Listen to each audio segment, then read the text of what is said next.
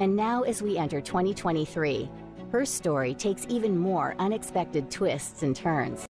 Hello, beautiful people. For those who thought we were done with Meghan Markle, for at least for this year, or for a few years. No. Now, first it was always the documentary. She talked to Oprah Winfrey. She was there for about 60 minutes before Harry walked in, because he did like a cameo appearance. First it was 60 minutes just full on Meghan Markle, right? Because it's all about Meghan Markle, right? What isn't about Meghan Markle at this point in time? So we had the interview with the cut. We had that video that she did. Prince Harry can't do an event on his own because she has to be front and center stage, like we saw in the Netherlands when they went to Amsterdam, when they went to Invictus, where she was sat in the middle and Harry was sat on the side, and she was with the microphone for the Heart of Invictus. She goes and does speeches on her own, and then she goes on Ellen, and then this woman has been everywhere. She does a podcast or whatever you want to call it, where at the beginning she had Harry just for people to remember that she's married to a prince, right? And then of course the last episode, which involves apparently Harry's idea of the podcast, but she doesn't think of inviting him in. And now, no, we have a movie just about Meghan Markle, clearly. It's called Unforgiven.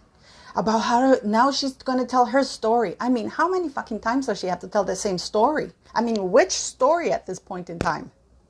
Because every time she opens her white mouth, it's a different story. Trashing people, slandering people. It's about love, reconciliation. Tell that to your family, to your now husband's family.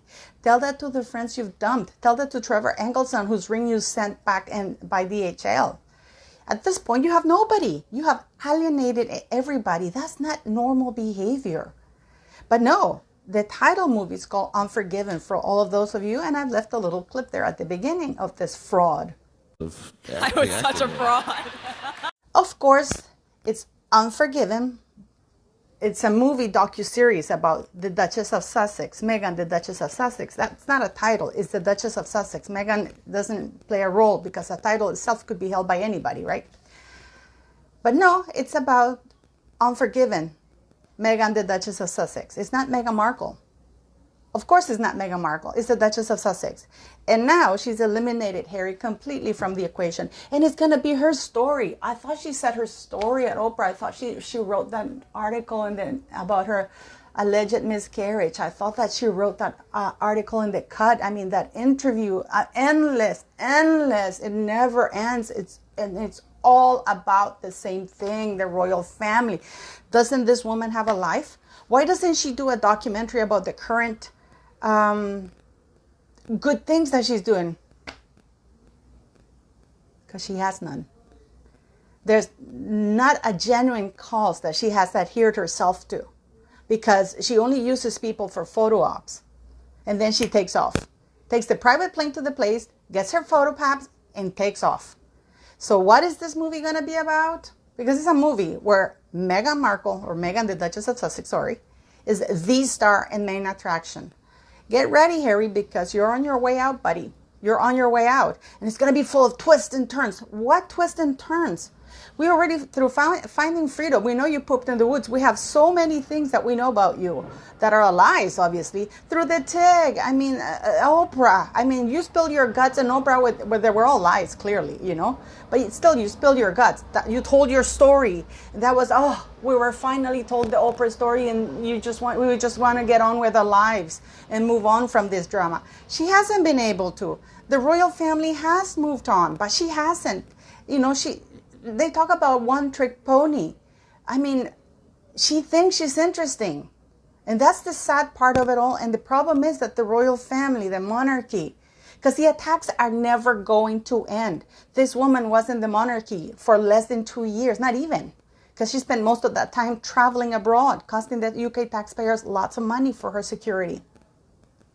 So now it's about the drama, the twist, how divisive she is. Have you ever asked? And she's going to say she's divisive because of race. No, you're divisive because you're a liar, you're a slanderer, you abuse and bully people.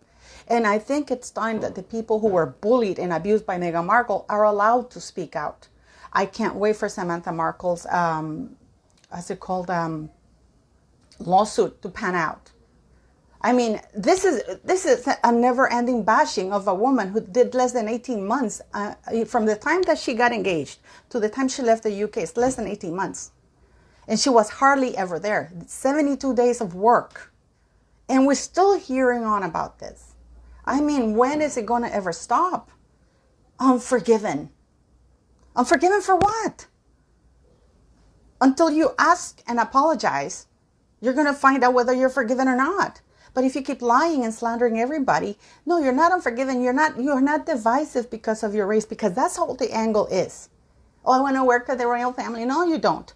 That's when you wanted to take the title, and you've taken the title. You've screwed off to the United States. You haven't stopped bashing and trashing and lying about the royal family shamelessly. Thankfully, this lawsuit by Samantha Markle will hopefully put a stop to it, because clearly King Charles is not about to do anything about it. I mean, what do you guys think?